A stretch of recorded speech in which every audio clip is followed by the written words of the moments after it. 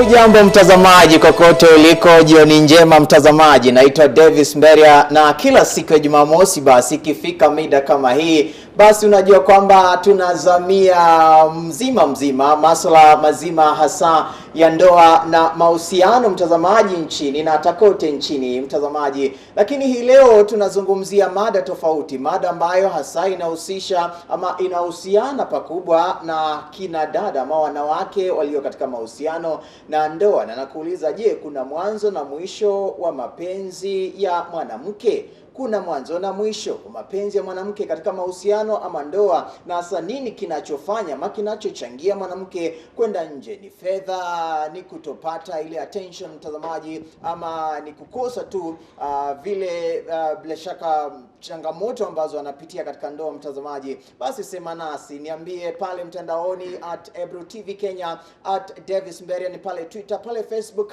ni @EbruKE, @Davis Mberia mtazamaji. Alafu kuna nambari ya WhatsApp. Hata hivyo mtazamaji, basi kuzungumzia hii mada sipo peke yangu, nipo na mshauri wangu ambaye ni Lydia Githanga. Atakuwa anatueleza mtazamaji upande wake swala nzima analichukuliaje mtazamaji, na pakubwa atakuwa anadadavua mtazamaji moja kwa moja kwa ajili yako uliye pale nyumbani uweze kuelewa mtazamaji. Karibu zaidi kwa watazamaji, hali zako vipi?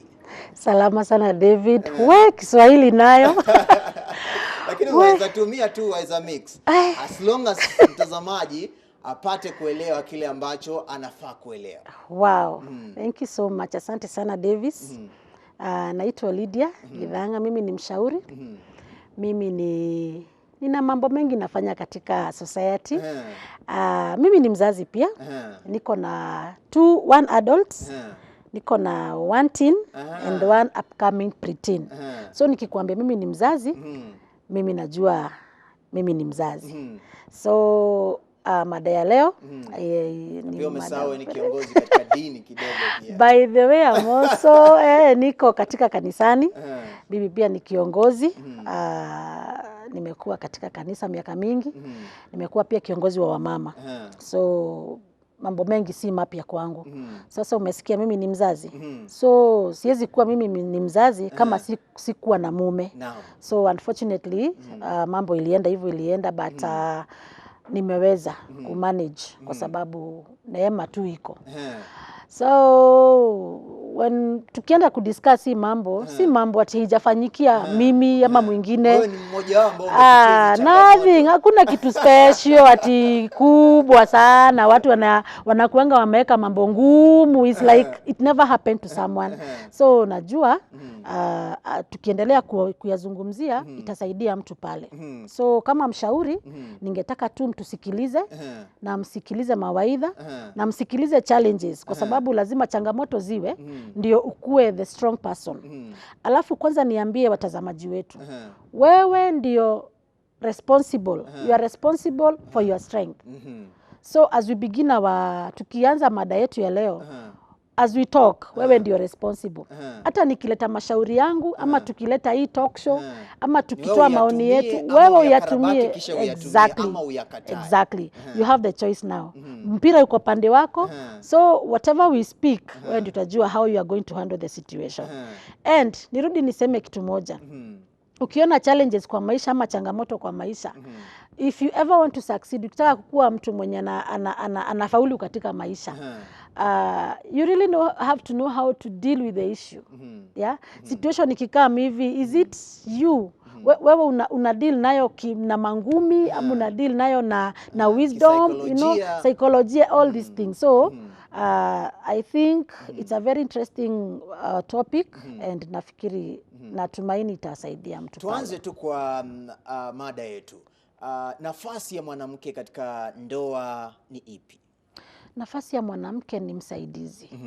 Ni msaidizi kwa sababu tukirudi katika kitabu kitakatifu, pale creation katika mwanzo, Mungu alimuumba Eve kama msaidizi wa Adam. As a matter of fact, Adam alikuwa amelala. Hata hakujua alitolewa ubavu moja. So najaribu Kiswahili. Congratulations. Hata sijui kwenye ubavu umetoka. Tukupe medali. By the way, hebu tayarisha medal ya Kiswahili. Nitachanganisha mpaka na Sheng kwa sababu unajua mimi ni mtu wa Nairobi.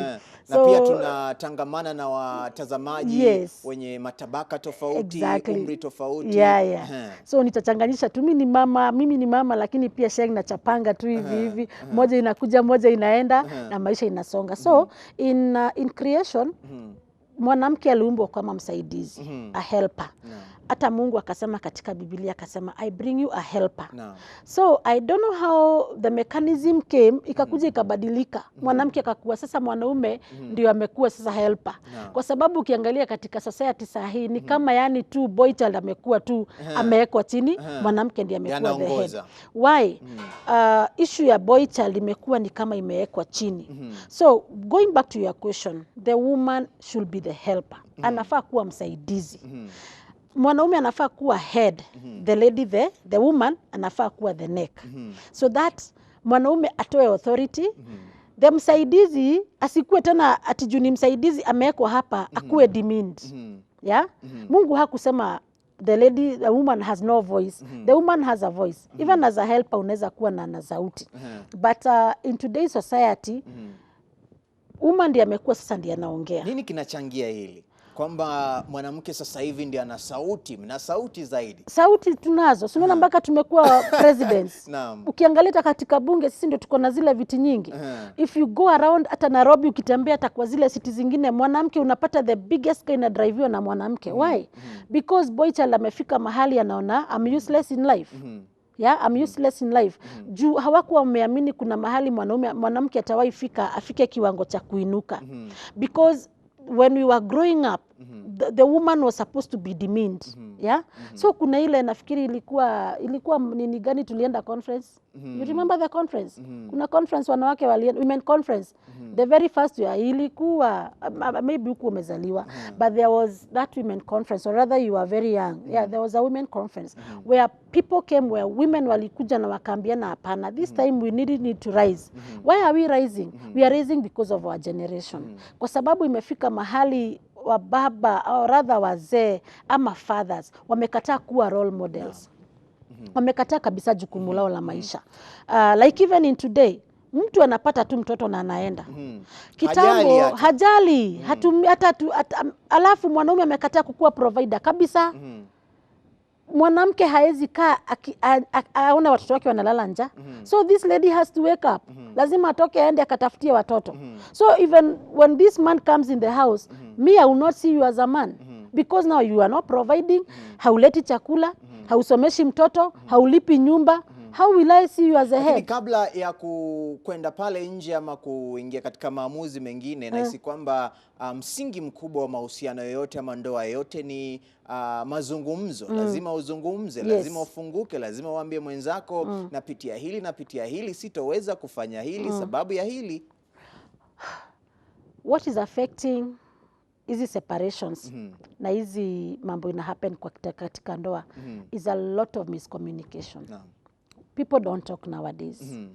We are too busy. Mwanaume akitoka asubuhi anaacha hapo pesa. You know, hata haongei, anatoka tu anaenda. I think hata simu yake ukiangalia kwa log yake, the times amepigia mke wake, I think ni mara moja. Akimuuliza tu kitu very weird. Kwa siku tu ama less than, ama inakata wiki. Siku hizi hatuitwi mke wangu tena, tunaitwa mama watoto. You get? So hata akienda kwa nje kukuintroduce, hata akiwa na marafiki zake, acha nipigie huyu simu, acha nione, you know. But hiyo miscommunication ndio imeleta failures kwa marriages. Miscommunication, lack of communication. You don't talk. Ukikuja nyumbani umechoka, umeoga, umeenda kulala. Hata ile saa kuuliza watoto wamekula nini, you know, hata relationship yako na mtoto inakuwa haieleweki kwa sababu wewe umetoka asubuhi, mtoto anakuona ukiingia, ukiingia usiku na labda umepata amelala, especially those ones that wanalea watoto wadogo saa hii. So unapatanga mchana mtoto akikuuliza, "Mom, daddy alienda wapi?" Because I think even in a week anakuona mara moja Saturday ama Sunday. Kwa sababu all through the week umekuwa busy. So hii mambo ya kukosa kuongea, kusemezana katika ndoa, it is bringing a lot of confusion and a lot of separation. Kwa sababu hata saa zile maybe mimi as a woman nikitaka kuongelesha mzee wangu, ile attitude ameniletea hata unaogopa kumwambia kitu. And maybe there's that burning issue you need to discuss. Yeah? So unaona mwingine anapitia changamoto fulani na zungumzi. Yes, he's so unapproachable. Or even women, hata mimi mwanamke naweza ingia kwa nyumba nikiona hiyo situation, wewe ukiona ile situation niko nayo, ile attitude nimeingia nao, unaona huyu siwezi mu-approach. So hiyo kitu inaenda hivyo the first year, second year, by the time marriage inafika 5 or 8 years, hakuna marriage hapo. It's like sasa mmekaa kama ndugu na dada. Kwa sababu sasa mmekaa mahali mmeona, huyu ndio tu sister yangu. But if you find huyo mwanaume ama mwanamke huko nje, tumesema tuegemee both sides, because hii issue si ya women or men, ni both genders. Huyu mwanamke ukimpata huko nje na girlfriends, hata utasema ni mwenye unapatanga kwa nyumba, because you'll find two different people. Akiwa huko anachangamka, but akiwa kwa nyumba yake, I think it's a prison yenye anaulizanga natoka hapa kwa ijela lini. Ukipata mzee huko na wazee wengine, amechangamka, but akiingia kwa nyumba amekuja amefrown. So anaona nyumba yake ni kama imekuwa prison. One, imekuwa prison kwa sababu they hardly talk, even without kuingilisha hapa watoto, kwa sababu wao ni wazazi wa hawa watoto. But because hamuongei, ile conversation mlikuwa nayo mkikot, mkipatana, mkidate, hakuna. Because now this man amepata, siashaingia kwa nyumba, siashaingia box. So there's nothing much I can do. Akaya lea watoto, tukae maisha inasonga. So it is very unfortunate. One, ni hiyo miscommunication, hiyo kuongeleshana, na hakuna, hata ile mambo mlikuwa mnaambiana, hata zile simu mlikuwa mnasemezana nazo, hampigiani hata simu, ni message. Hi, unaweza kuja na mkate? Naambia sawa. So umeitisha mkate, that is what I'm going to bring, because you didn't ask for much. So as a man, I'm thinking both genders wanakosea, kwa sababu if they communicate, wakileta mazungumzo katika ndoa, things will work out. But now wakinyamaziana, hapo ndio sasa mambo inaanza kuingililia kati. What is getting inside the marriage or the relationship?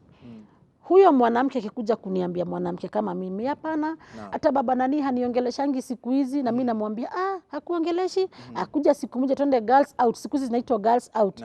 Mnaenda mnaketi in the process, yes, in the process yamefunguka. A man comes, or even a young boy comes, or a young youth comes. Mnaanza kuchapa story hapo. Wewe hujaiambia mke wako unakaa smart. Here comes a man ameambia bibi yako, si unakaa poa. Unabaka unashtuka, unashindwa, ni mimi, because hiyo kitu hajaitoka kwa mume wako. Mume wako hajai kuambia unakaa poa, nywele yako iko poa, uko na you know you are looking amazing. He's never told you something like that. Hajakuambia chochote. So huyu mwanaume amekuja hapa, the first impression amekwambia nini? Na unakaa poa. You know, as a woman, sisi tumeumbwa kuappreciatiwa.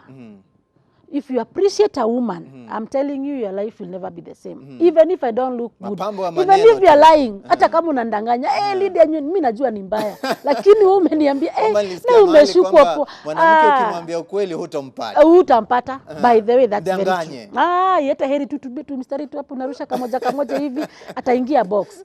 Hata heri umdanganya. And I'm not advocating for lies, with all due respect. What am I saying? Unaona kale ka enticement tu kadogo. Ni kama hii mambo unasikia ya kanisani. Mhubiri anasimama tu na entice wa washirika na entice. Unapata wameingia box. Unaona wengine wamekuwa brainwashed.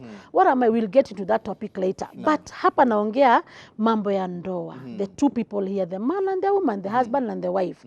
If you don't tell your woman, kama hutasifu bibi yako, atoke tu kidogo hapo nje aende ambiwe na mtu, sijai kuona umevaa hivi. You are looking amazing. Kuna mwenye atakayechukua kiatu chako. I'm telling you, a man will wear your shoe, which is very true. It is happening. Kwa sababu wewe unaonanga tu mtu kwa nyumba. Na sisi wanawake pia tukajiweka inawe, juu huyu mwanaume alikudimin, wewe kazi yako tu ni kukaa. Wewe ufikiriangi, kuna nguo zinaitwa dera. You know, deras, I hope unazijua. Ni manguo tu mrefu hivi zinakaa tu, ziko tu. Hizo nguo ziko tu, si ati ni mbaya, but ziko tu. Umeshapoteza ule upendo wako binafsi. Exactly, yes. So wewe ushajichukulia tu mtu. Mimi ni mtu wa kawaida. So hiyo self esteem isha kutoka. Like unaweza kaa kwa nyumba, ufanye makeup, you know, you make your hair, you in the house. Unaona tu nivae tu dera na stocking. Na sisemi dera ni nguo smart sana, and by the way they are very expensive. But now tumezitumia tu tukikaa kwa nyumba ndio tunavaa. So this man will never see you. Will never see the figure in you. So akitoka pale apate nimevaa hivi. Si atatamani? Yes, atatamani kwa sababu amekumbuka huko nyumbani bibi nimemwacha na t-shirt ya headaches. Ama sengenge ni ng'ombe na stocking, you know, na tracks, na siku hizi tunavaa hadi zinaitwa nini, zinaitwa hizi tracksuits tunavaa na Crocs. So wewe uko tu maisha tu isonge na hoodie, you know. It is not bad to wear the hoodies, but know the seasons ya kuvaa nguo zingine. So huyu mzee akitoka hivi nje apate another form of another being, anaona huyo wangu hapendezi. The same to men. If I don't acknowledge my husband, kama mwanamke ha-acknowledge mzee wake kwa nyumba, hiyo suti sinakukalia poa, hata kama si poa. Huyo mzee atoke pale nje ambiwe, I've never seen you in a suit, you are looking amazing. Ataanza kuona by the way, huyo anani acknowledge, na kwangu si acknowledge. Kitu ingine ni heshima. If you do not respect your wife, and your wife does not respect you, and the man or the woman is getting respect from outside, hiyo tena inavunja ndoa kabisa. Kwa sababu, like we said in the beginning, the woman is supposed to be the head, the neck, and the man the head. So this woman, these two should acknowledge each other. Kwa sababu in the days of courting, there were those words that ulikuwa unaita huyu mke, na kuna those words huyu mke alikuwa anaita huyu mume. But sasa zimebadilika. Tunaonanga hata kwa Facebook, mulianza na sweetheart, mulianza na baby, mulianza na my morning sunshine, siku hizi mko wapi? Unapata comments, unacheka tu peke yako. Mwingine amesema kamata, mwingine anasema sijui nini, mwingine anasema we, mwingine anasema oe, you know. So hizi vitu zinafa, and by the way they are serious. Me, I read the comments, but I see the seriousness in it. And I'm like, oh God, if these people could know, the only thing to mend this issue is just through respect, through communication, through hii mambo ya, unajua, alafu kuna kitu inaitwa kupenda. Unajua ukipenda kitu, hata kwa Biblia inasema love haina chuki, you know. You cannot love at the same time you are hating this person, or you are despising this person, or you are disrespecting this person.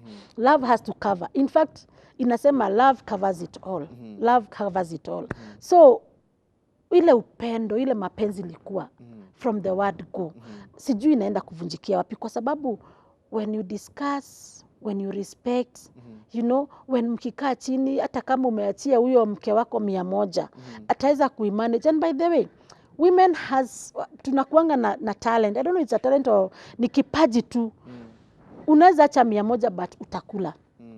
And I'm not saying that even if ata hana biashara zake, ata manage tu, ataenda budget hiyo so moja, kwa sababu anaelewa huyu mzee hana. Na washauri wanaume kwamba wakuwa wanaacha 100. Wasiache 100, kwanza sijema kuna kitu ya 100. I'm only saying it as an example. Wacha kwako dhao, especially with this economy. Acha 1,000, acha 500, wacha unaacha 200 nunue nini? Surely with this economy na familia. I'm not advocating mkuwe mkiacha 100. I'm just saying it as an example.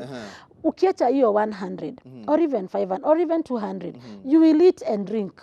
Sawa. Na huyu mwanamke atakuwa na issue. And by the way atakuwa kikwambia na ku-encourage tu. But there is this thing with men. Mkianza kuquote, alikuwa anaacha ta 1,000. And I don't know what comes in when watoto wakizalio ndio wanaanza kupunguza. Wanapunguza, na sasa ndio kumeongezeka budget. Majukumu yameanza kuongezeka, but yameanza kupunguza pesa.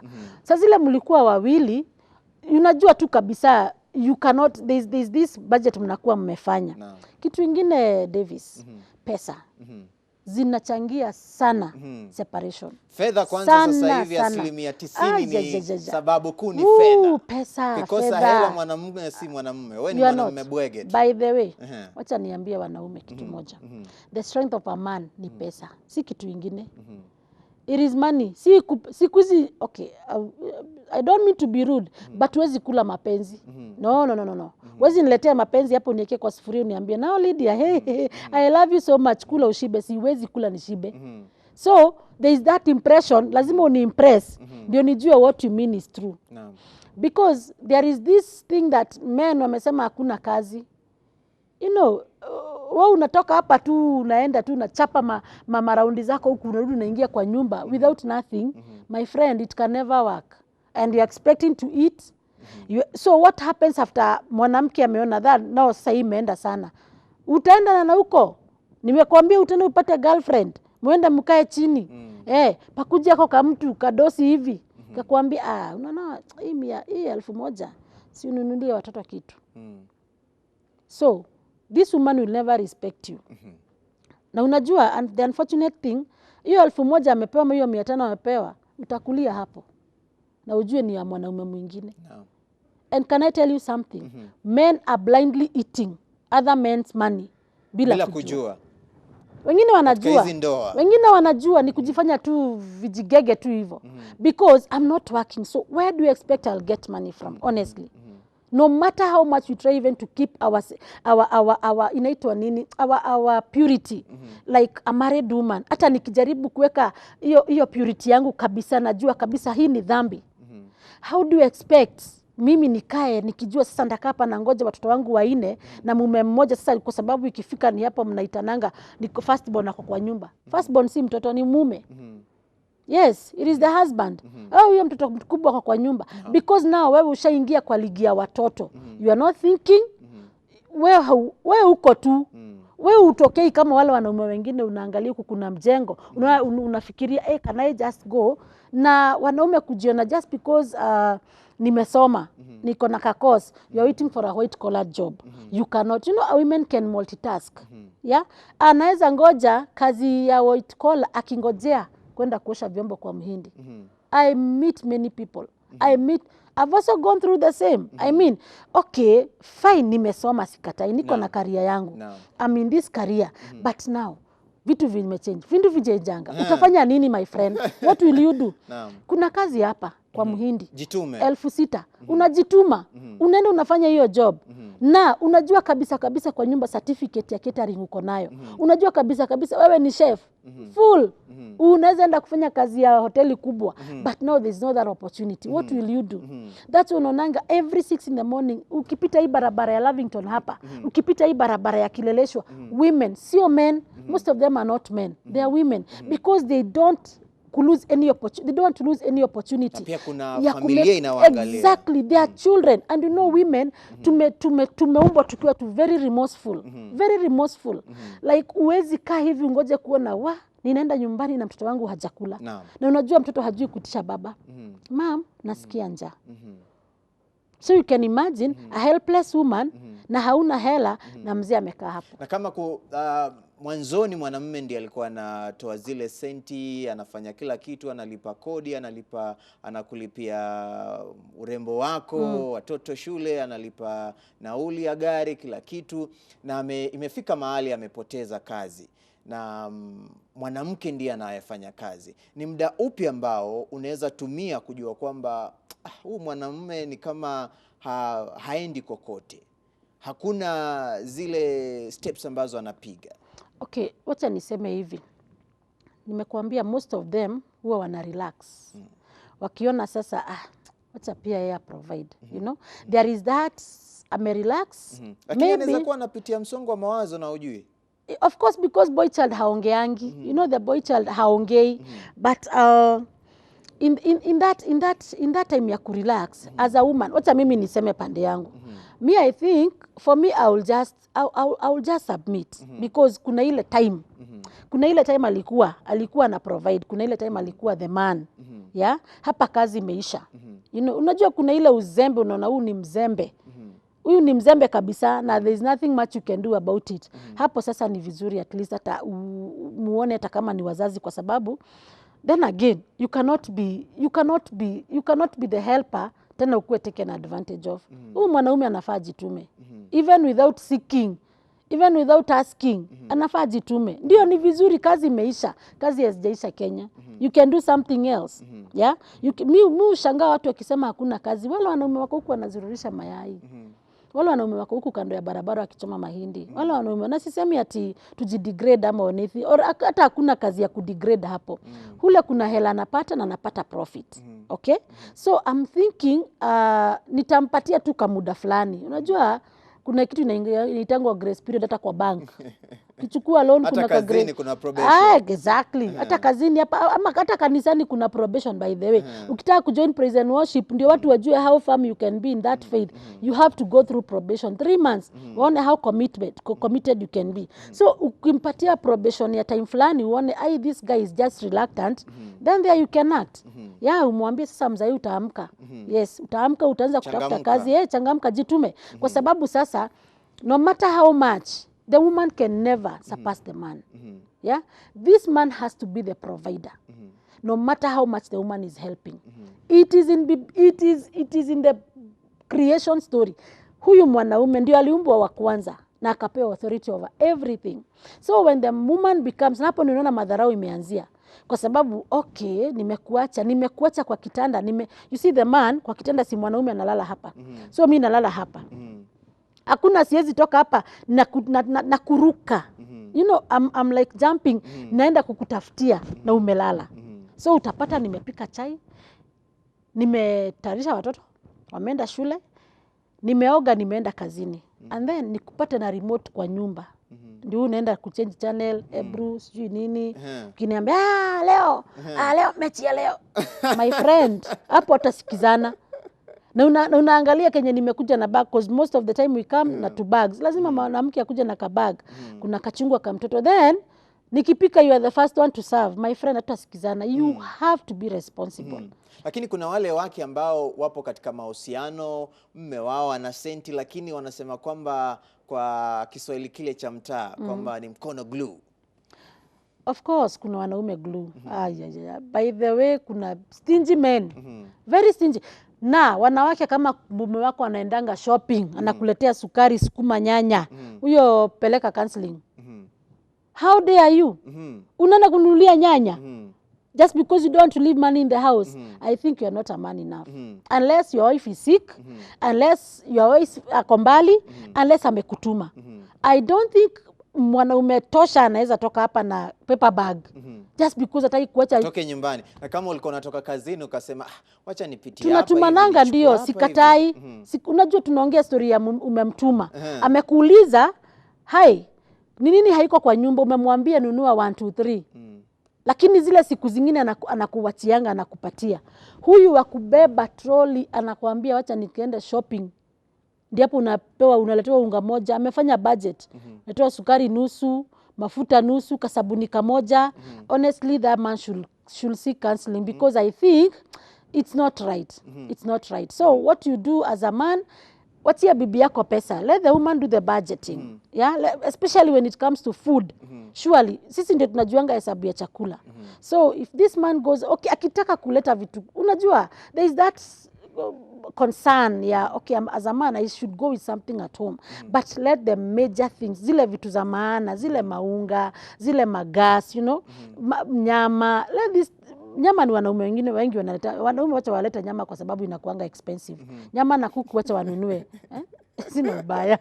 Wanunue nyama na kuku. Vitu vya bei ghali ni bei ghali wanunue, gas wanunue, stima walipe. Kama mafuta gari wanaume. Wakiweka mafuta gari ni sawa. But vitu kama sukuma, nyanya, vitunguu, honestly, it is way out of hand. So at least when you are discussing these issues, I mean, ni vizuri kuweka kwa meza. Ambia now what you are supposed to be doing. Nikikutuma huko labda kama nyama imeisha kwa fridge.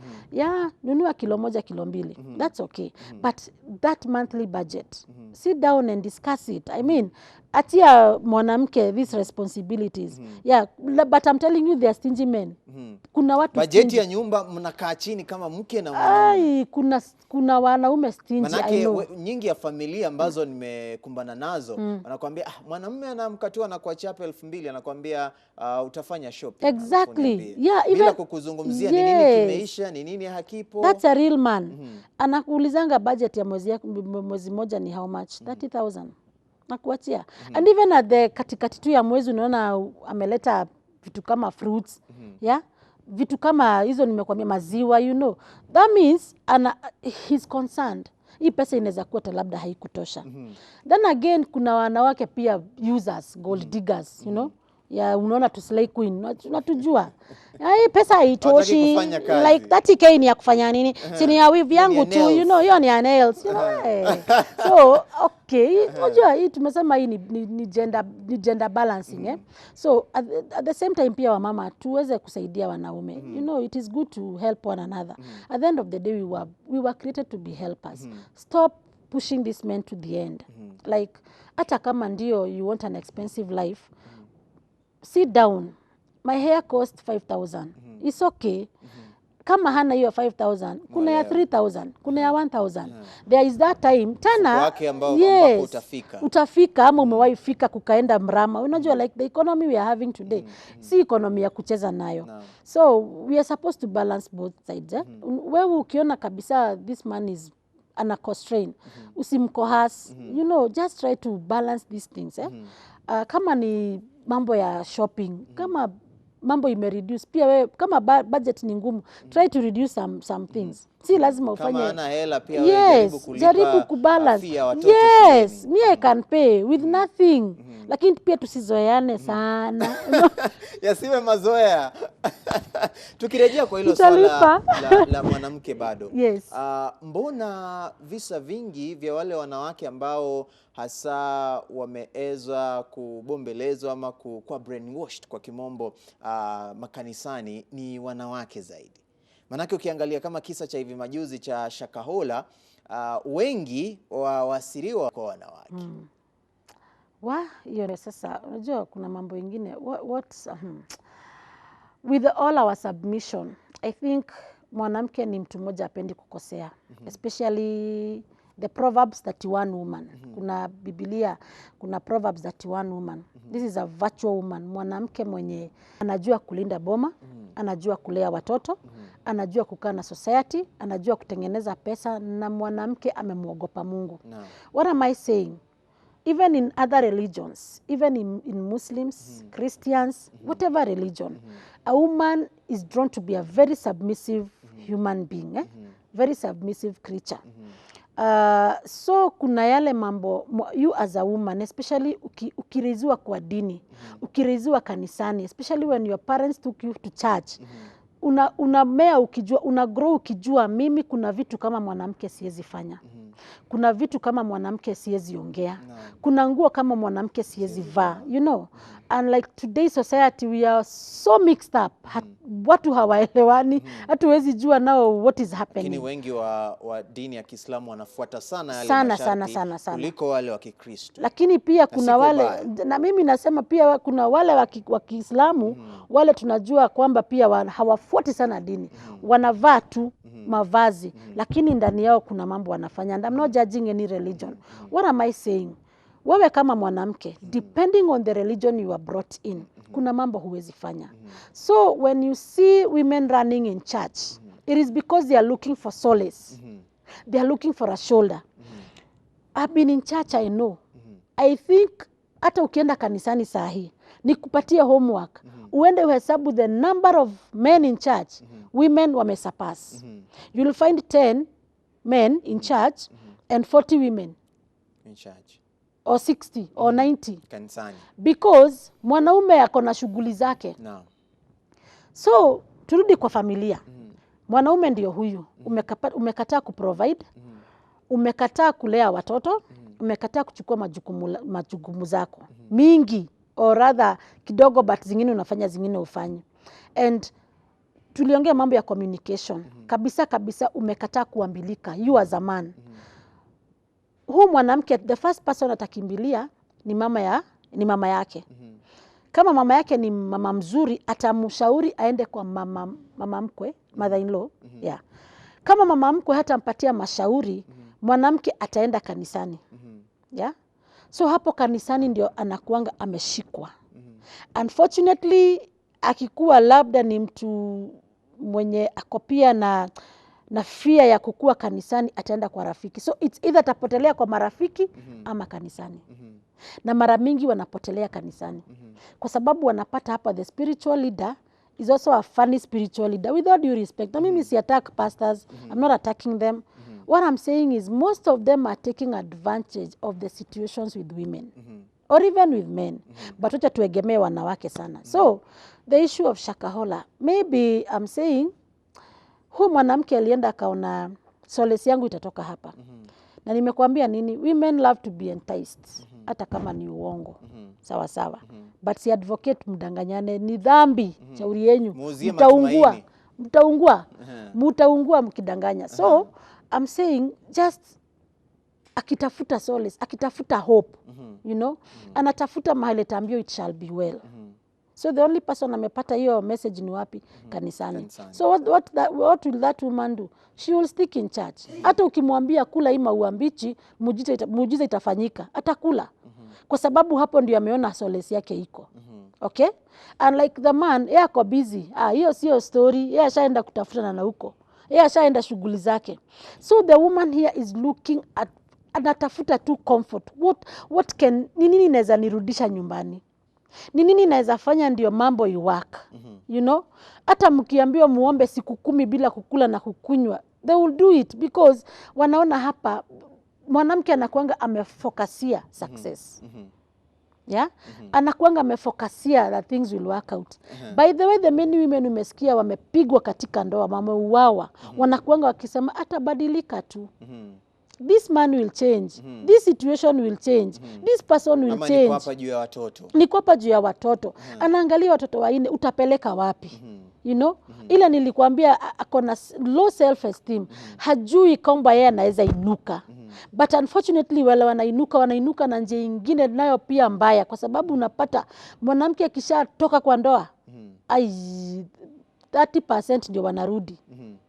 70% wameenda wamejikalisha na wataki upuzi ya mtu. Na in fact mkipatana na kuletea drama unajipata YouTube ama unajipata tuko news ama unajipata Facebook show, unaona ile show kwa sababu wanataka kuprove you are not man enough. Sawa sawa. So the issues of leadership in churches, the issues of hizi issues za kanisani ni kwa sababu mwanamke anataka, this woman is looking for a shoulder. Na sasa akienda apate hii shoulder, apate a wrong one, is when now they start realizing, I think nilimwaga niki. But then again, tunawaambianga wasikufe kwa ndoa in the name of trying to make things out. Sawa sawa. So we don't encourage divorces, we don't encourage separation, but honestly you cannot live with a brutal person. You cannot live with an abusive person because kuna maisha, do you know, kuna mwanaume haezi kukuchapa lakini ile cold war na kuweka. Cold war. That one is even worse than brutal. Because now huyu mtu hakuongeleshi. He has nothing to do with you. Alimalizana na wewe kitambo. Na nimesema as a woman we are vulnerable. So utaona mtu amekuchapa but still unasema oye usinicha na kesho tukisalia pale wengi usema kwamba mwanamke katika ndoa ukiona kwamba ameondoka katika ndoa leo ni kitu ambacho alikiamua miaka 2 iliyopita kitambo, lakini alikuwa anangoja tu muda usonge ndiye aende. Davis, unaelewa mambo ya seasons. Like now sikunanyesha. Kuna farmer alipanda March. Yeah, there's a farmer who planted maize or beans in March. Expecting the rains will rain in April and May, so that a harvest. After harvest, what happens? Unalima tena. Unapalilia. Palilia uvune. Usubirie uvune. Inaia mara ngapi? 3 ama 4, si ndio? So nyanyangu alikuwa ananiambia, my late shosho alikuwa ananiambia, mimi nitatoka huku. Huku nitatoka. Nitatoka huku. Wacha nipande. Anapanda. Anapalilia. Anavuna. Si amevuna? Sasa unamuuliza shosho, si ulikuwa umesema utavuna, utapanda? Kisha tuende. Kisha tuende. Sema wacha mvua inyeshe tena. Nitalima tena. Nitalima. So inaye unapata seasons 3 ame harvest how many times? 3 times. So the same with these issues of marriage. Wanasemanga watatoka. Unakuja unagongwa panga ya hapa. Unasema wacha hizi stitches zipone. Natoka. Nakuja na eko ingine hapa. Umeona scenario mingi mpaka mtu amekuja tu amechoma mtu na mafuta, amemchoma na maji. So kuna tule tu red flags. Wewe umekuwa tu umeona but I think it's either you are blinded or I don't know. Finally you end up dying. Leaving the same children you wanted to live for and you wanted to live with. So you leave them motherless, and most of the scenarios you leave them orphans, because when a man realizes ameua ama amefanya kitu ama amekatakata mwanamke, what happens next? The same blood cries for his soul. Anajiua pia yeye. So what happens? You leave 1 year old and a 3-year-old trying to vet for each other, which is very dangerous. So me wana advice, when it comes to such a scenario, please go. Toka tu. Hizo red flags. Toka tu. Okay, you cannot attack me with a panga once. Nirudi. What am I going for back? You will kill me. Yes. The same to men. By the way, it's either way. Hata wanawake wanaua. Kando na dhulma na pengine kuchepuka kwenda nje, gani ni baadhi ya hizi red flags ambazo unazungumzia saa kwa mwanamke pale nyumbani ama kwa mwanamume pale nyumbani? Brutal. War. Fights. I mean, you know, if a man comes in the house and there's nothing much you can talk about, the only thing anaweza ni matusi, you know. Oh, ile madharau. Umemshika na infidelity, you know, infidelity ni anakwenda nje. Umemshika mara mingi, simu umeikamata, message, you know, amepatwa mahali na mwanamke kwa bar, you know, hakuji siku 3, honestly. Really? Ondoka mara moja. Then again, I don't know how to put this because nitakuwa wamama watanichapa, wanawake watanichapa. There is this man who can go for 3 or 4 days, but there's provision. Hakuchapi, hakutusi, watoto wako the best schools, the best group of schools, uko na gari parking, you're happy. I mean, the only thing you're lacking is this man. Give him a chance. Because, like tumeongea tukianza show, boy child, mechanism yake ya kuprocess vitu, inakuanga very complicated. I'm not advocating for that, for infidelity in marriages, because tena kuna ukimwi, tena kuna mambo mengi, magonjwa mengi yanakuja in the name of wacha tu. So hii mambo hii inafaa tu you discuss them. It is just a matter of communication. What is this that causes you to go for 3 days? What am I not doing right? You know? Ndio nilikwambia communication. Alafu either way, ukiona a man is behaving like this man who provides, who gives you everything, but anaenda siku 3, kuna issue. One, it maybe the woman is not submissive. She's not respectful. Ama kuna mambo mwanaume amemwambia, bwanake amemwambia na hatimizi. Kuna wanaume hawapendi mwanamke akizurura, like, you know, no, please be in my house. Let me find you in my house at 7. And wewe umeingia na yeye. Umeingia 5 minutes ago na yeye ndio anaingia. So anapata hata sasa hiyo ndio anatayarisha chakula cha watoto. Akikuuliza ulikuwa wapi? Nimetoka tu kwa my friends zangu. That one is a bit tricky because inaletanga mzozo katika ndoa. So please, if you know that your husband does not like you coming home late, please be home early. Yeah, you have all day. Please go with your girlfriends. Lakini kuna wale wanajiita career women.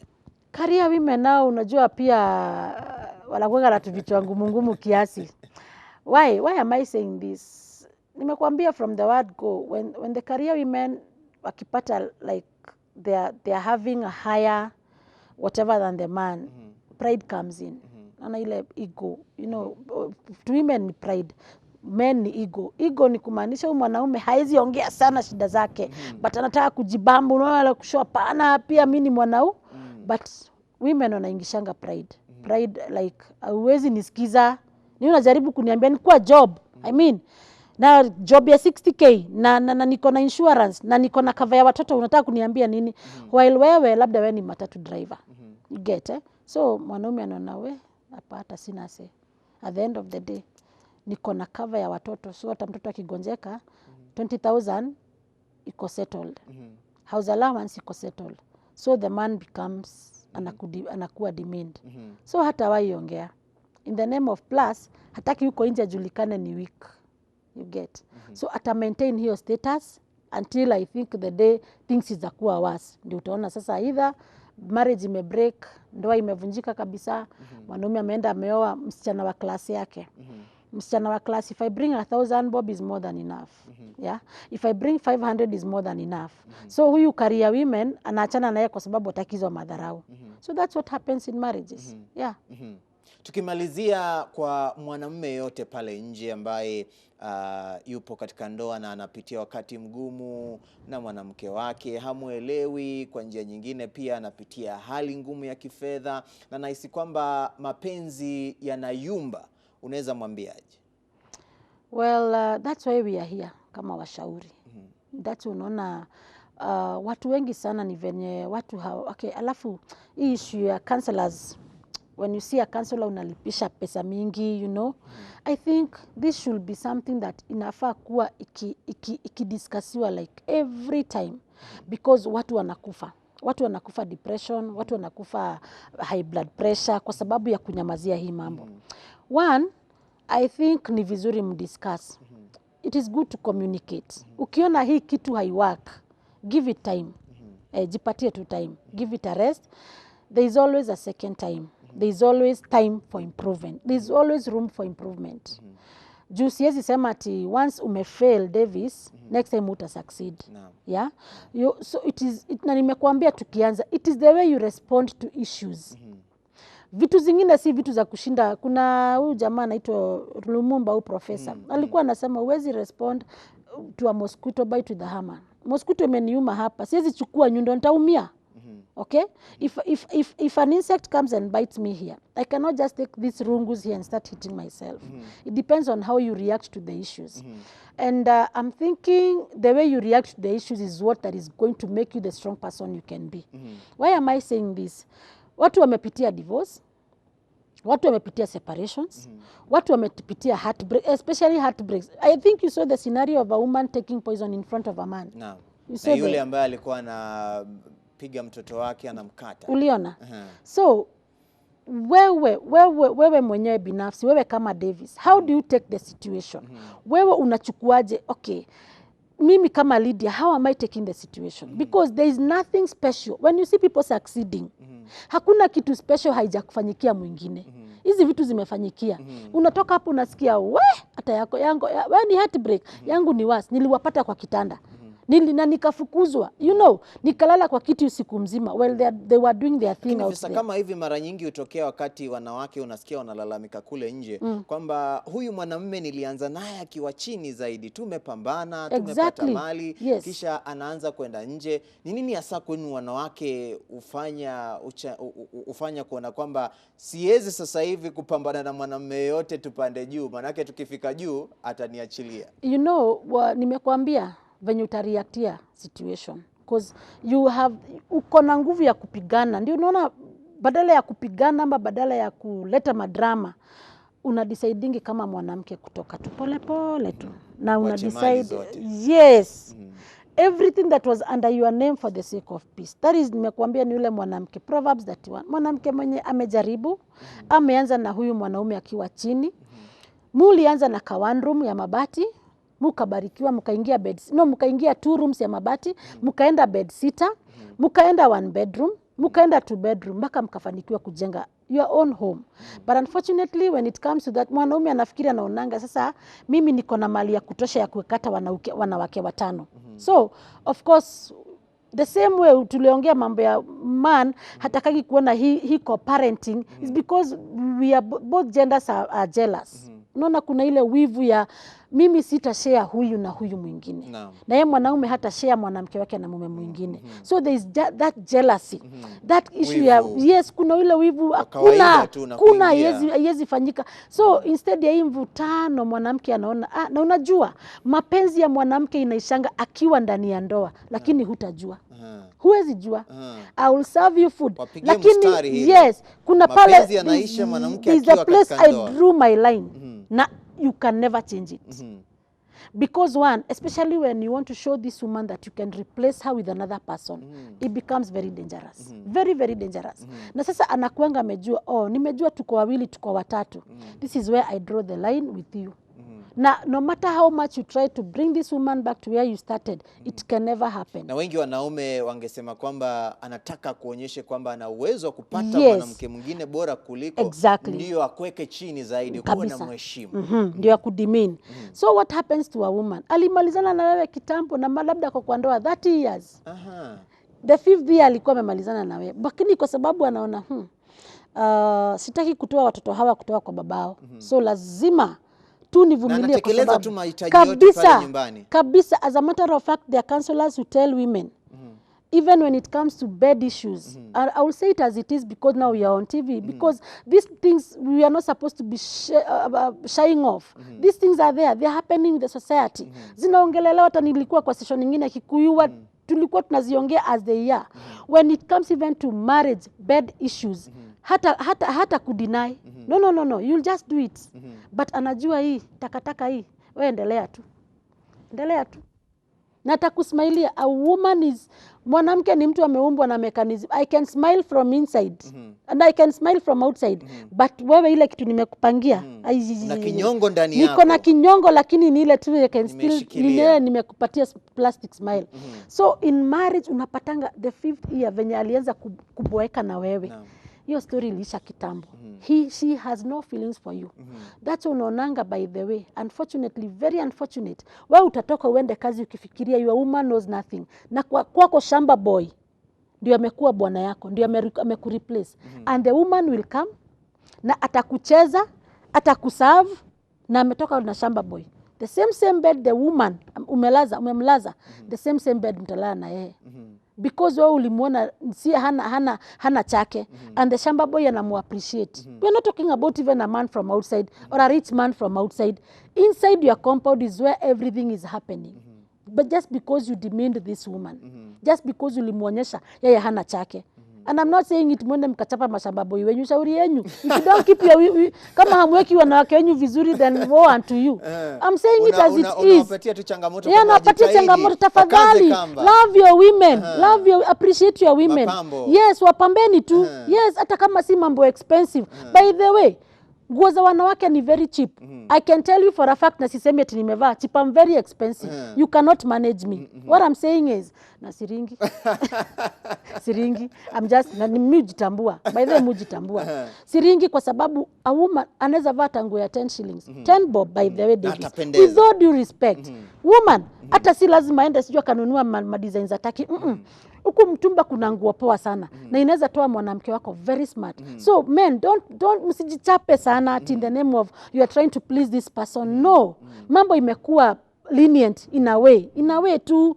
Kama ni makeup kuna hata za mbaye tu wako kapons kaso. Aone pia kama ule mwanamke mwingine hata kama anajipaka foundation ya 1500 bado anapendeza.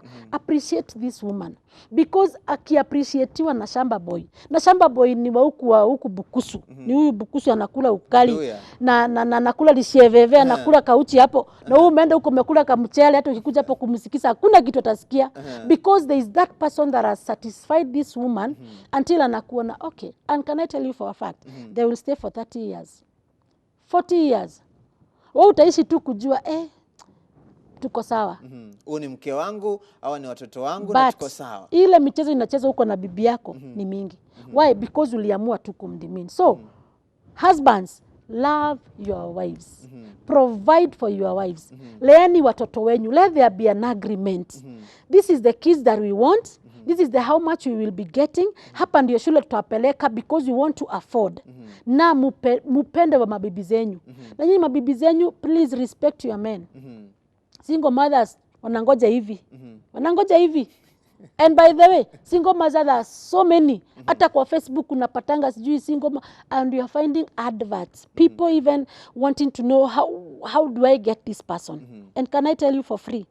Wanangoja hivi, mkose kurespect mabwana zenyu. That's why unaona mtu anaenda siku 4, unamkosa. Kwa sababu akiingia kwa ile mlango. Wewe Davis umeingia kwa mlango yangu ile tu. Umetoka wapi? You know that face, that scenario, that reception. Nishakutishia already. But ataenda kwa kabibi kengine hapo kaliachwa na watoto wawili. Huko ataenda kubebwa. Huko anabebangwa kwa mgongo. Nikupatie nini ukiwa kwa mgongo? What do you think that man will do? Can he go back to your home? No. Please let us return to where we started. Tunasemanga kwa Kikikuyu toshoke magomano ini. Let us go back to where we began. Because at the end of the day, hakuna mtu mzuri kuliko yule mwingine. We all learn every day. We learn through mistakes. Unanikosea, unanikosoa, najaribu kukaa sahi, hata tukajakosana na mtu, you cannot egemea yale mambo alikufanyia like 2000 years ago. Yeah? You live, that is why Mungu analetanga siku baada ya nyingine. Ndio anakupatia chance ya kuchange. Every day is a changing day. Every day is a day of kujirekebisha. So that's when nilikwambia there is always room for improvement. That's why mukikam discuss. Even if you are not going to discuss all issues at one go. Discuss, leo tuna discuss mambo ya familia.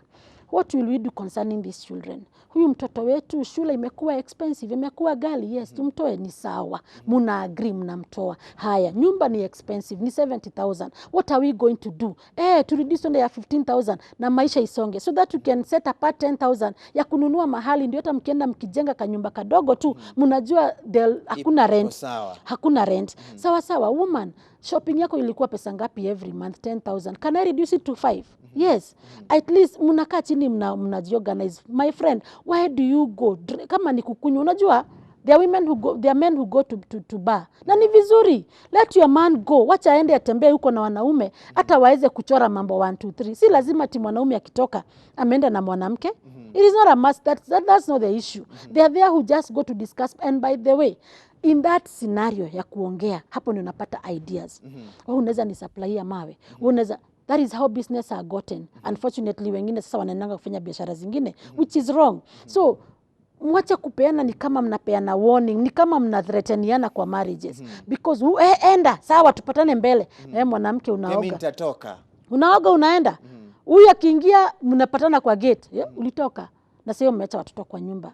As a matter of fact, we should be good role models. I was telling my friend the other day, last night, tulikuwa tunaongea na rafiki yangu mwingine, nikamwambia in our times, pombe. I remember kuna kasinario babangu alifanya. It is unfortunate amekufa, saa kuna kitu anaweza nifanyia. But singeongea historia akiwa hai.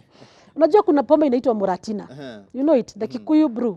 So alikuwa anaweka kwa bedroom yake. So sister yangu pia marehemu akaniambianga kuna kitu fadhia ameweka huku. Tukaenda tukaonja. Tuonje sasa. Tukaonja, tukaongezea maji. So kumbe babangu anajua ikiongezwa maji.